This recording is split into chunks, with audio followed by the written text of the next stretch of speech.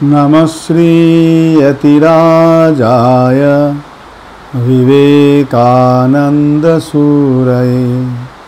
सच्चित्सुखस्वरूपाय स्वामिने तापहारिणे।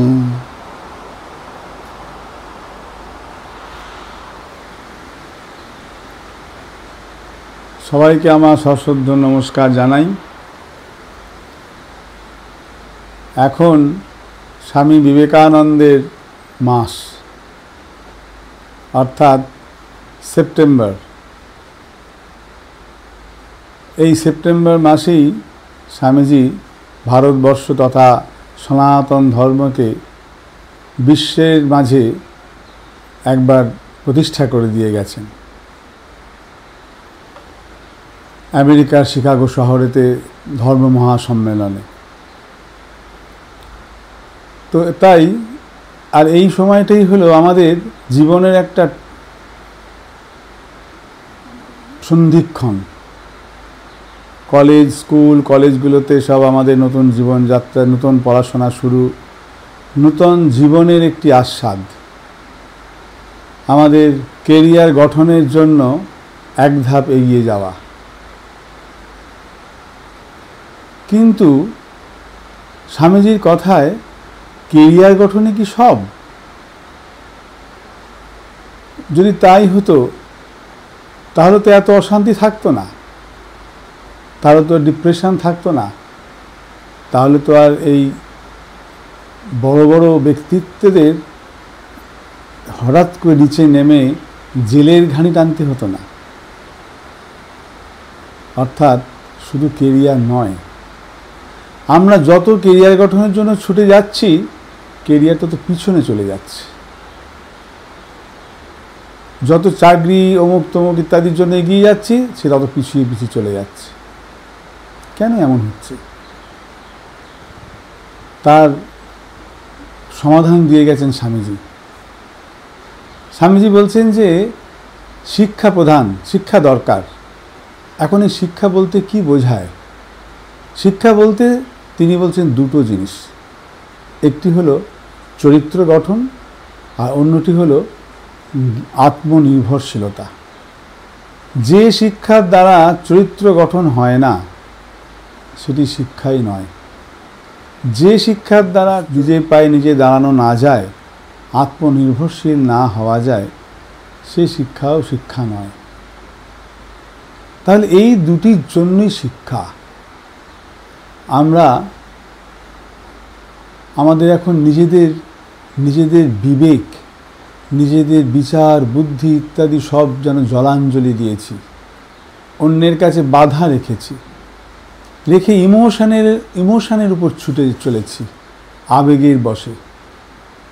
এর দ্বারা কি জীবনে কেরিয়ার তৈরি করতে পারা যাবে? অতএব এই একটি সন্ধিক্ষণ সময়ে আমাদের মনে রাখতে হবে, আমাদের সামনে দাঁড়িয়ে রয়েছে কতকগুলি দৈত্য, বিপদ। যেটি হলো একটি ডিজিটাল অ্যাডিকশন বা অন্যান্য মাদক অ্যাডিকশন তো রয়েছেই, আরও বিভিন্ন স্বভাব জনিত বেশ কিছু স্বভাব তৈরি হয়ে যায়, যে স্বভাব আমাদের আমিকে ধীরে ধীরে ধীরে ধীরে নষ্ট করে দিতে থাকে, আমাদের বিবেক বৈরাগ্যকে যেন শেষ করে দিতে থাকে। স্কুল কলেজে যাওয়ার পর আমাদের সামনে এগুলি এসে হাজির হবে। তার জন্য আগে থেকে আমাদের সাবধান হওয়া উচিত। স্বামী অখণ্ডানন্দজি মহারাজ, স্বামীজির এক গুরু ভাই, তিনি পরিব্রাজক হয়ে ঘুরে বেড়াচ্ছেন। তো তখনকার দিনে যা ছিল, যেমন ছিল, সবাই তো আর সাধুকে ওরকমভাবে সব সম্মান করতো না।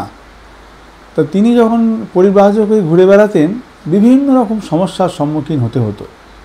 তা উনি রাত্রিবেলাতে বসে বসে ধ্যান করছেন যে আগামীকাল সকালবেলা উঠে যখন আমি বেরোবো, হয়তো কেউ বা আমার গলায় ফুলের মালা পরিয়ে দেবে, প্রণাম করবে, ভালো খেতে দেবে, কেউ বা গায়ে বিষ্ঠা মাখিয়ে দেবে, গালিগালাজ করবে, ছোট ছোট ইট মারবে, কিন্তু আমি যেন নির্বিকার। আগে থেকেই তিনি এটি চিন্তা করে নিজেকে তৈরি করে নিচ্ছেন যে আমি যেন কোনো সময় আমার মধ্যে যেন কোনো বিকার না আসে। অর্থাৎ যখন কেউ প্রণাম করছে, ফুলে মালা পরিয়ে দিচ্ছে, তখনও আমি উৎফুল্ল হয়ে যেন একেবারে উৎফুল্ল না হই। আবার যখন আমার গায়ে কেউ বিষ্ঠা মাখিয়ে দিচ্ছে, তখনও যেন আমি কখনো দুঃখ না পাই বা কখনো বিচলিত না হই। নির্বিকার, চুপচাপ। যেহেতু তিনি যে সাধু, সন্ন্যাসীর ফোঁসও করতে নেই, তো এইরকমভাবে তিনি নিজেকে তৈরি করে নিচ্ছেন। তো আমাদেরও এই সন্ধিক্ষণে, অর্থাৎ যখনই আমরা এই নতুন কলেজে ভর্তি হব, বিভিন্ন ইঞ্জিনিয়ারিং কলেজ হোক, অন্যান্য আরও বিভিন্ন ধরনের কোর্সে ভর্তি হব, তখন আমাদেরকে নিজেদেরকে তৈরি হয়ে নিতে হবে। সামনে আমাদের আসবে বিভিন্ন রকমের সমস্যা আসবে। আমাদের একসঙ্গে পুরুষ নারী একসঙ্গে থাকি, একজন অন্যজনের প্রতি আমাদের এটি বাস্তবিক ক্ষেত্রেই ভালোবাসা আসে, মন যেন আমাদের অন্যদিক থেকে চলে আসে, সেখান থেকে নিজেকে তৈরি থাকতে হবে। না, আমি যেন আবেগের বশে কোনো কিছু করে না বসি। আমাদের মোবাইল, ল্যাপটপ, কম্পিউটার, এই চ্যাট জিপিটি, কোথায় আর্টিফিশিয়াল ইন্টেলিজেন্স ইত্যাদি নিয়ে থাকতে হবে, যেন কখনই আমার বিবেক ইন্টেলিজেন্সকে না বাদ দিই। সবসময় খেয়াল রাখতে হবে, এটা আগে থেকে ঠিক করে নিতে হবে যে আমার যেন বিবেক ঠিক থাকে, অর্থাৎ আমার বিচার শক্তি যেন ঠিক থাকে, এটির বিনিময়ে যেন কোনো কিছু না হয়ে থাকে, আমার পবিত্রতার বিনিময়ে যেন কখনো কিছু না হয়ে থাকে। স্বামীজি বলছেন মায়েদের স্বাধীনতার দরকার, সেই স্বাধীনতা অবশ্যই প্রয়োজন, কিন্তু পবিত্রতার বিনিময়ে নয়। এটি সবসময় খেয়াল রাখতে হবে। আমরা পুরুষ হই বা স্ত্রী হই, আমাদের খেয়াল রাখতে হবে নিজেদের পবিত্রতা, নিজেদের চরিত্র। এইটি যদি ঠিক না থাকে, তাহলে পরে কোথায় গিয়ে পৌঁছবো তার কোনো ঠিক নেই। জীবনের শেষ পরিণতি কি হবে তার কোনো হদিশ পাওয়া যাবে না। তা এই জন্য স্বামীজি বলছেন যে আমাদেরকে নিজের চরিত্র গঠনের উপর জোর দিতে হবে। আর তার সঙ্গে সঙ্গে নিজের পায়ে দাঁড়ানো মানে কেবলমাত্র একটি চাকরি নয়। চাকরি ঠিক আছে, হতে পারে, কিন্তু শুধু চাকরিই নয়, আরও নিজেকে মৌলিক চিন্তা করার অবকাশ চাই।